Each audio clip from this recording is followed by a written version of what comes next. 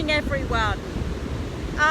Overnight we had a storm that come in. The wind was really strong throughout the night. We didn't sleep very well, and then we had torrential rain this morning.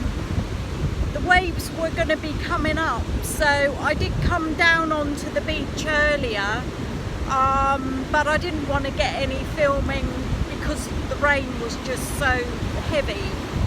I've come down onto the beach now and you can see the sea is really quite rough, so I've done a little bit of filming